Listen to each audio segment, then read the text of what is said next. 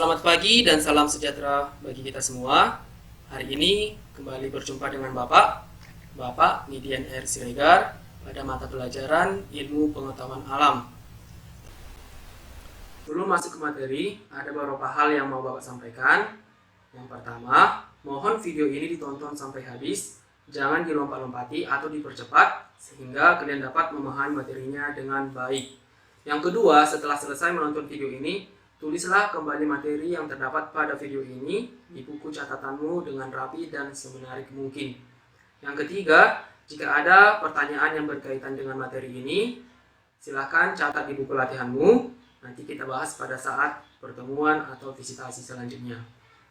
Baiklah, materi kita pada hari ini adalah tentang klasifikasi makhluk hidup. Apa saja yang akan kita pelajari pada bab ini? Yang pertama, kita akan belajar tentang klasifikasi benda. Yang kedua, kita akan belajar ciri-ciri makhluk hidup. Yang ketiga, kita akan mempelajari bagaimana cara mengamati makhluk hidup. Yang keempat, kita akan mempelajari bagaimana cara mengklasifikasikan makhluk hidup. Yang kelima, kita akan mempelajari jenis-jenis makhluk hidup. Baiklah, kita akan masuk ke materi yang pertama, yaitu tentang klasifikasi benda. Oke, apa yang dimaksud dengan klasifikasi? Klasifikasi itu artinya adalah pengelompokan. Jadi klasifikasi benda artinya pengelompokan benda. Benda dikelompokkan menjadi dua. Yang pertama ada benda tak hidup atau benda mati atau disebut juga dengan benda abiotik. Yang kedua ada benda hidup atau disebut dengan benda biotik. Apa itu benda tak hidup atau abiotik? Benda tak hidup atau benda abiotik ini adalah benda yang tidak menunjukkan ciri-ciri makhluk hidup. Apa contohnya? Contohnya adalah tanah, cahaya, air, kelembapan, suhu, dan lain-lain. Jadi tanah, cahaya, air, dan contoh yang lain itu tidak menunjukkan ciri-ciri makhluk hidup sehingga disebut dengan benda mati. Yang kedua adalah benda hidup. Apa itu benda hidup? Benda hidup adalah benda yang menunjukkan ciri-ciri makhluk hidup. Contohnya apa? Ada manusia, hewan, tumbuhan, bakteri, jamur, dan lain-lain. Adalah ciri-ciri makhluk hidup. Apa yang menjadi ciri-ciri makhluk hidup? Yang pertama adalah cirinya bernapas. Makhluk hidup itu harus bernafas, yaitu menghirup oksigen dan mengeluarkan CO2 atau karbon dioksida. Ciri yang kedua adalah memerlukan makanan dan minuman. Yang ketiga, bergerak. Keempat, tumbuh dan berkembang. Yang kelima adalah berkembang biak atau bereproduksi. Yang keenam, peka terhadap rangsangan. Dan yang ketujuh adalah mengeluarkan zat sisa. Jadi inilah ciri-ciri makhluk hidup. Jadi semua makhluk hidup dikatakan makhluk hidup jika memiliki ciri-ciri makhluk hidup ini. Selanjutnya adalah cara mengamati makhluk hidup. Cara mengamati makhluk hidup dapat dilakukan dengan dua cara. Yang pertama dengan menggunakan alat indera. Yang kedua dengan menggunakan alat bantu. Seperti yang kita pelajari pada bab sebelumnya, alat indera itu meliputi panca indera, yaitu mata, telinga, hidung. Siap hidung ada lidah dan kulit. Cara mengamati makhluk hidup yang kedua itu dengan menggunakan alat bantu. Apa contoh alat pembantunya? Seperti kaca pembesar atau lup, mikroskop, teleskop, teropong, dan lain sebagainya. Selanjutnya adalah klasifikasi makhluk hidup. Apa yang dimaksud dengan klasifikasi? Seperti yang Bapak jelaskan sebelumnya, klasifikasi itu artinya adalah pengelompokan. Jadi, yang dimaksud dengan klasifikasi makhluk hidup adalah suatu cara untuk mengelompokkan makhluk hidup berdasarkan kesamaan ciri yang dimilikinya. Klasifikasi makhluk hidup ini ditemukan oleh seorang ilmuwan Swedia yang bernama Carolus Linnaeus. Beliau adalah penemu ilmu taksonomi. Apa itu ilmu taksonomi? Ilmu taksonomi adalah cabang ilmu biologi yang mempelajari tentang cara klasifikasi atau pengelompokan makhluk hidup. Yang selanjutnya adalah tujuan klasifikasi makhluk hidup. Apa yang menjadi tujuan klasifikasi makhluk hidup? Mengapa harus diklasifikasikan atau dikelompokkan? Alasannya adalah yang pertama, untuk mempermudah, mengenali, membandingkan, dan mempelajari makhluk hidup. Yang kedua, mengelompokkan makhluk hidup berdasarkan persamaan dan perbedaan ciri-ciri yang dimiliki. Yang ketiga, mendeskripsikan ciri-ciri dan jenis makhluk hidup untuk membedakannya dengan makhluk hidup dari jenis yang lain. Yang keempat, mengetahui hubungan kekerabatan antar makhluk hidup. Dan yang kelima adalah sebagai bahan untuk memberi nama pada makhluk hidup yang belum diketahui namanya. Selanjutnya, apa yang menjadi dasar-dasar klasifikasi? Apa yang menjadi dasar kita untuk mengelompokkan makhluk hidup? Yang pertama adalah klasifikasi makhluk hidup berdasarkan persamaan dan perbedaan yang dimilikinya. Jadi kita mengelompokkan berdasarkan persamaan dan perbedaan yang dimilikinya. Yang kedua, klasifikasi makhluk hidup berdasarkan ciri bentuk bagian luar atau istilahnya morfologi dan alat dalam tubuh, istilahnya anatomi. Yang ketiga, klasifikasi makhluk hidup atau pengelompokan makhluk hidup berdasarkan manfaat, ukuran, tempat hidup, dan cara hidupnya. Yang selanjutnya adalah tahapan klasifikasi. Apa saja tahap-tahap yang harus kita lakukan dalam mengklasifikasi makhluk hidup atau mengelompokkan makhluk hidup?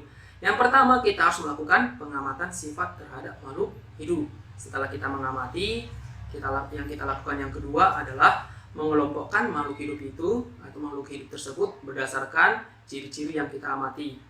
Yang ketiga, setelah kita mengamati ciri-cirinya, tahap yang ketiga adalah pemberian nama makhluk hidup sesuai dengan penamaan binomial nomenklatur. Selanjutnya adalah kriteria klasifikasi atau pengelompokan makhluk hidup. Apa saja yang menjadi kriteria atau syarat-syarat dalam mengelompokkan makhluk hidup? Mengelompokkan makhluk hidup yaitu tumbuhan dan hewan berbeda ya, apa yang diamati. Pada tumbuhan, kriteria klasifikasinya yang pertama adalah organ perkembangbiakannya, apakah dengan menggunakan bunga atau spora. Yang kedua, kita amati batangnya, apakah tumbuhan tersebut berbatang jelas atau tidak berbatang. Yang ketiga, kita amati tulang daunnya, apakah tulang daunnya menyirip, menjari, sejajar, atau melengkung. Dan yang terakhir adalah kita amati akarnya, apakah berakar tunggang atau serabut. Itu untuk kriteria klasifikasi pada tumbuhan. Sedangkan kriteria klasifikasi pada hewan, yang pertama kita amati tulangnya, apakah memiliki tulang belakang atau tidak memiliki tulang belakang. Yang kedua, kita amati juga kulitnya, apakah bersisik atau tidak bersisik. Yang ketiga, perkembangbiakannya, apakah dengan cara bertelur, melahirkan, atau bertelur melahirkan. Selanjutnya adalah bagaimana cara mengklasifikasikan atau mengelompokkan makhluk hidup. Yaitu dengan menggunakan dua cara. Yang pertama ada kunci dikotomi, yang kedua adalah kunci determinasi. Apa yang dimaksud dengan kunci dikotomi? Kunci dikotomi adalah suatu keterangan yang disusun berdasarkan pasangannya, berpasang-pasangan dan menunjukkan ciri yang berlawanan. Sedangkan kunci determinasi adalah suatu uraian keterangan tentang ciri-ciri makhluk hidup yang disusun berurut mulai dari ciri umum ke ciri yang khusus dengan tujuan untuk menemukan jenis suatu makhluk hidup. Untuk contohnya dapat dilihat pada slide. Di sini dilihat tentang lumut, suplir, jagung, kedelai, terong, dan melinjo. Ini adalah tumbuhan yang akan dikelompokkan, diklasifikasikan. Yang pertama itu ada 1A, 1B. Jadi sesuai dengan pengertiannya yang disusun berpasangan dan menunjukkan ciri yang berlawanan. Jadi yang 1A-nya berspora, yang 1B-nya tidak berspora. Jelas ya bahwa berpasangan, tapi yang ini cirinya berlawanan. Yang satu berspora, yang kedua tidak berspora. Begitulah selanjutnya. Sedangkan untuk kunci determinasi, itu perhatikan ini, ada 1A, B, sesuai dengan pengertian bahwa kunci determinasi adalah uraian keterangan tentang ciri makhluk hidup. Uraian keterangan, ini ada uraian keterangannya. ada 1A, 1B. Disinilah diurutkan secara dari yang umum menuju yang khusus sampai menemukan jenis makhluk hidupnya. Yang ini nampak ya, ada jagung, kedelai, dan terong. Selanjutnya kita akan belajar tentang tata nama pemberian nama ilmiah atau istilahnya binomial nomenklatur. Apa aja syarat-syaratnya? Yang pertama, nama spesies atau nama jenis makhluk hidup terdiri atas 2 kata. Kata pertama merupakan nama genus, sedangkan kata kedua merupakan penunjuk spesies. Syarat yang kedua adalah huruf pertama menunjukkan nama genus dan ditulis dengan huruf besar. Awal hurufnya ya, dengan huruf kapital. Yang ketiga, huruf pertama menunjukkan spesies digunakan huruf kecil. Jadi tadi ada 2 huruf. Huruf pertama merupakan genus, itu awal hurufnya ditulis dengan huruf kapital atau huruf besar. Sedangkan huruf yang pertama untuk yang kata kedua itu dengan menggunakan huruf kecil. Syarat keempatnya adalah nama spesies menggunakan bahasa Latin atau yang dilatinkan. Yang kelima, ditulis dengan digarisbawahi.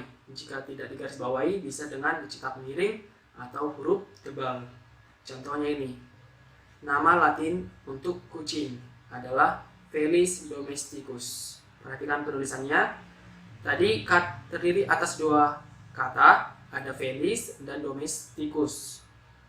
Huruf yang pertama atau kata yang pertama menunjukkan genus. Dengan awal hurufnya ditulis dengan huruf besar atau huruf kapital. Sedangkan huruf yang kedua itu menunjukkan spesies. Dengan awal hurufnya ditulis dengan huruf kecil. Jelas ya untuk kata pemberian nama. Kita belajar tentang jenis-jenis makhluk hidup, yaitu menurut Robert H. Whittaker ada sistem 5 kingdom. Jadi menurut Robert H. Whittaker itu bahwa makhluk hidup itu ada 5 jenis.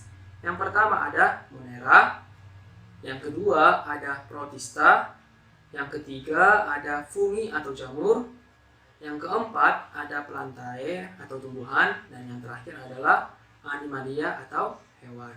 Ini akan kita bahas satu-satu ya. Yang pertama adalah Monera. Apa ciri-ciri Monera? Monera itu adalah makhluk hidup mikroskopik. Apa artinya mikroskopik? Mikroskopik artinya makhluk hidup yang berukuran sangat kecil yang tidak dapat dilihat dengan menggunakan mata langsung. Jadi dengan apa mengamatinya, melihatnya Pak? Dengan menggunakan mikroskop, baik itu mikroskop cahaya maupun mikroskop elektron. Yang kedua, ciri Monera adalah makhluk hidup bersel satu atau istilahnya uniseluler. Jadi si Monera ini adalah makhluk hidup yang memiliki satu sel sehingga tidak dapat kita lihat dengan menggunakan mata. Yang ketiga, bersifat prokariotik. Apa artinya prokariotik Pak? Prokariotik artinya belum memiliki membran inti. Yang keempat, contoh dari Monera adalah ada bakteri dan ganggang biru atau disebut dengan cyanophyta. Semua bakteri, contohnya Escherichia coli, Mycobacterium tuberculosis. Escherichia coli ini terdapat pada organ pencernaan kita, sedangkan Mycobacterium tuberculosis ini adalah penyebab penyakit TBC. Ini contohnya, ini contoh untuk Monera. Oke, jadi ini tidak bisa kita lihat dengan mata telanjang, harus menggunakan mikroskop atau alat bantu. Jenis makhluk hidup yang kedua adalah Protista. Apa itu Protista, Pak? Yang pertama, Protista itu adalah makhluk hidup yang bersifat eukariotik. Apa artinya eukariotik? Yaitu makhluk hidup yang sudah memiliki membran inti. Tadi Monera belum memiliki membran inti, sehingga disebut dengan prokariotik. Sedangkan Protista itu sudah bersifat eukariotik, sudah memiliki membran inti. Ciri yang kedua adalah Protista termasuk makhluk hidup yang bersel satu atau disebut dengan uniseluler. Ada juga yang bersel banyak disebut dengan multiseluler, yang belum terdiferensiasi menjadi jaringan. Jadi ini hanya masih berbentuk sel, belum berbentuk jaringan. Contohnya adalah ada ganggang hijau dari Chlorophyta, Euglena sp, ini Euglena sp, Paramecium sp, Entamuba histolytica, Amuba, dan Plasmodium malaria. Ini Plasmodium malaria ini adalah penyebab penyakit malaria. Jenis makhluk hidup yang ketiga adalah fungi. Fungi atau disebut juga dengan jamur. Pasti kalian pernah makan jamur kan? Atau makan tempe. Tempe itu merupakan jamur. Oke, apa ciri-ciri jamur, Pak? Atau fungi? Yang pertama merupakan makhluk hidup uniseluler dan multiseluler. Apa tadi uniseluler? Makhluk hidup yang bersel satu. Sedangkan multiseluler, makhluk hidup bersel banyak. Ciri yang kedua, tubuhnya tersusun atas benang halus. Atau benang halus ini disebut dengan hifa. Ciri yang ketiga adalah habitatnya di tempat yang lembab. Yang lembab artinya memiliki kadar air yang rendah, nggak kering ya. Yang keempat, bersifat eukariotik. Eukariotik tadi apa artinya? Ya, eukariotik artinya sudah memiliki membran inti. Tidak berkloroplas, berdinding sel, dan berkembang biak dengan spora. Jadi, jamur ini berkembang biak dengan spora. Ciri yang terakhir adalah, contoh dari fungi ini, ada jamur merang, atau disebut dengan nama latinnya Volvariella volvaceae. Yang kedua ada Saccharomyces. Yang ketiga ada Pleurotus atau disebut jamur tiram, dan lain-lain. Makhluk hidup yang keempat, jenis makhluk hidup yang keempat adalah plantae atau tumbuhan. Ciri-ciri dari makhluk hidup ini adalah tumbuhan ini adalah yang pertama, tumbuhan adalah makhluk hidup multiseluler. Seperti yang sebelumnya, multiseluler artinya bersel banyak. Yang kedua, bersifat eukariotik. Bersifat eukariotik berarti memiliki membran inti. Ciri yang ketiga adalah berklorofil. Sudah memiliki berklorofil, berdinding sel, dan sel-selnya sudah berdiferensiasi menjadi jaringan dan organ. Yang keempat, bersifat autotrof. Apa yang dimaksud dengan autotrof, Pak? Autotrof itu artinya makhluk hidup yang dapat menghasilkan makanannya sendiri. Mengapa dia bisa menghasilkan makanannya sendiri? Karena si tumbuhan ini atau kingdom plantae ini sudah memiliki namanya klorofil. Jadi tumbuhan bisa mengubah energi cahaya matahari menjadi sumber makanannya. Oke. Ciri selanjutnya adalah tumbuhan atau plantae ini dibagi menjadi tiga. Yang pertama ada lumut atau Bryophyta, yang kedua ada paku atau Pteridophyta, dan yang ketiga adalah tumbuhan berbiji atau Spermatophyta. Oke, kita bahas satu-satu ya, lumut, paku, dan tumbuhan berbiji ini. Yang pertama adalah lumut atau istilah biologinya Bryophyta. Apa ciri-ciri lumut, Pak? Mungkin kalian pernah melihat ya. Lumut ini, perhatikan gambar di slide. Nah, ini contoh-contoh lumut. Ciri-ciri lumut yang pertama merupakan tumbuhan tidak berpembuluh. Apa artinya tidak berpembuluh, Pak? Belum memiliki berkas pengangkut. Berkas pengangkut apa maksudnya? Pengangkut air dan unsur hara, atau istilahnya disebut dengan talopita. Ciri yang kedua adalah belum memiliki akar, batang, dan daun yang jelas, tetapi masih menyerupai akar, batang, dan daun. Jadi lumut ini belum memiliki namanya akar, batang, dan daun, tapi hanya menyerupai, belum akar, batang, dan daun yang sejati seperti pada tumbuhan yang biasanya yang kita lihat. Ciri yang selanjutnya adalah alat perkembangbiakannya adalah spora. Ya, ini perkembangbiakannya spora, sama seperti jamur. Contohnya adalah lumut daun. Ya, untuk lumut daun ini ya, lumut daun yang ini. Yang ini lumut daun, gambar yang pertama ini. Yang contoh yang lainnya adalah lumut hati yang ini. Dan yang terakhir adalah lumut tanduk yang ini. Perhatikan di slide ya. Oke, ini lumut daun, lumut hati, dan lumut tanduk. Kalau lumut daun disebut lumut daun karena bentuknya seperti daun, memiliki daun. Lumut hati bentuknya seperti lembaran hati ya, berbentuk hati. Sedangkan lumut tanduk itu bentuknya seperti tanduk. Selanjutnya adalah paku. Istilah biologinya Pteridophyta. Apa ciri-cirinya? Merupakan tumbuhan berpembuluh atau disebut dengan Cormophyta. Sudah memiliki berkas pengangkut. Jadi paku ini sudah memiliki berkas pengangkut, sehingga disebut dengan tumbuhan berpembuluh atau istilahnya Cormophyta. Beda tadi sama lumut ya, lumut masih Talophyta. Kalau paku itu sudah Cormophyta, sudah memiliki berkas pengangkut. Ciri yang kedua adalah memiliki akar, batang, dan daun yang jelas, tapi masih menyerupai akar, batang, dan daun. Artinya, paku ini sudah memiliki akar, batang, dan daun yang jelas, tapi bentuknya masih menyerupai. Menyerupai apa? Menyerupai akar, batang, dan daun. Ciri yang ketiga adalah tidak berbunga dan tidak berbiji. Jadi paku ini tidak memiliki bunga dan tidak berbiji. Ciri selanjutnya menghasilkan spora, atau disebut dengan Cormophyta berspora. Cormophyta berarti tadi artinya tumbuhan berpembuluh yang berspora. Jadi paku inilah merupakan tumbuhan yang berpembuluh yang sudah memiliki spora. Selanjutnya alat perkembangbiakannya adalah spora. Jelas ya. Yang keenam, daun mudanya selalu menggulung. Mungkin kalian pernah mengamati tanaman paku seperti pada gambar ini, daun mudanya selalu menggulung. Perhatikan gambar ini. Daunnya terdiri atas dua, yaitu sporofil dan tropofil. Sporofil artinya daunnya menghasilkan spora, sedangkan tropofil adalah daun yang tidak menghasilkan spora. Ini adalah ciri-ciri paku atau Pteridophyta. Yang selanjutnya adalah tumbuhan berbiji atau disebut dengan spermatophyta.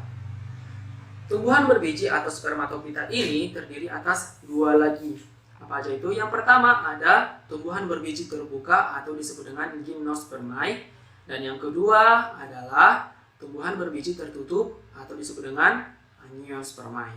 Berbiji terbuka disebut dengan gymnospermae, kalau tertutup disebut dengan angiospermae. Ingat itu ya.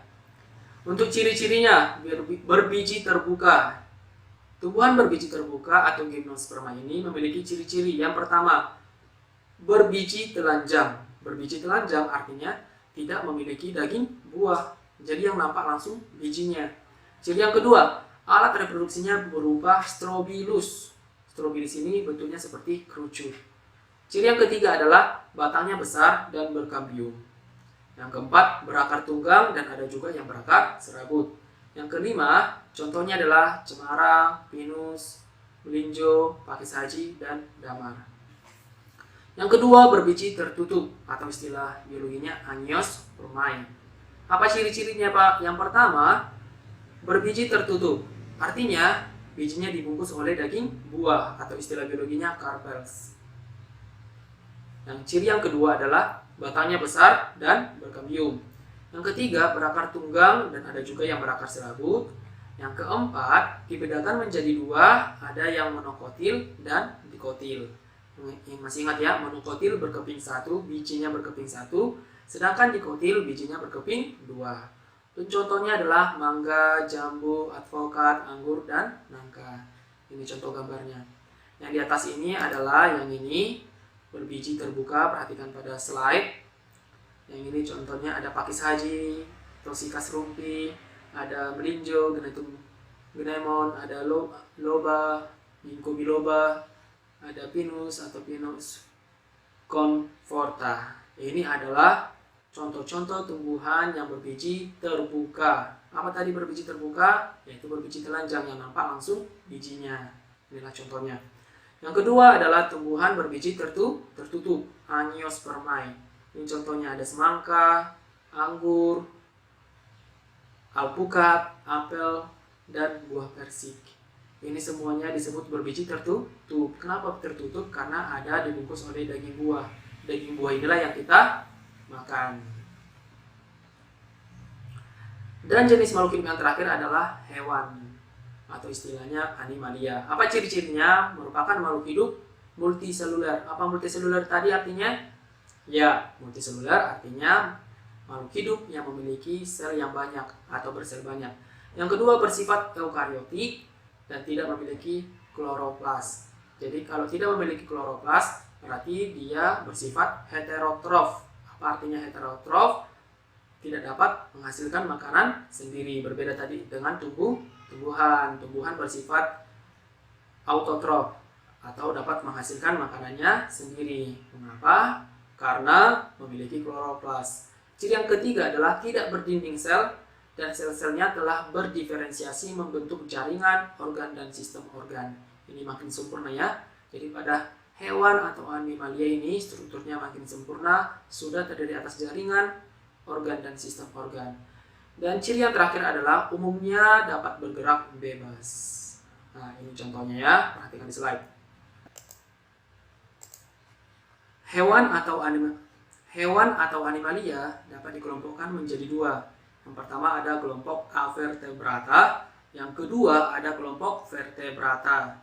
Apa itu kelompok Avertebrata? Ini Avertebrata artinya hewan yang tidak memiliki tulang belakang. Contohnya ini ada Porifera, Coelenterata, Vermes, yaitu kelompok cacing, kelas cacing, Mollusca, itu yang bertubuh lunak, misalnya siput. Yang kelima ada Arthropoda, itu hewan berbuku-buku, contohnya kaki seribu. Yang keenam adalah Echinodermata, yaitu hewan berduri. Contohnya apa? Ada bintang laut dan yang lain-lain. Yang kedua adalah Vertebrata. Vertebrata adalah hewan yang memiliki tulang belakang. Contohnya apa? Ada Pisces. Pisces ini adalah kelas ikan, semua ikan termasuk Pisces. Yang kedua adalah amfibi. Amfibi adalah contohnya katak dan kodok. Yang ketiga reptil. Ini adalah hewan-hewan yang melata. Contohnya apa? Ular, buaya. Yang keempat adalah aves. Ini adalah hewan-hewan unggas. Contohnya burung, ayam, dan lain-lain. Yang kelima adalah mamalia. Mamalia artinya hewan yang menyusui. Oke.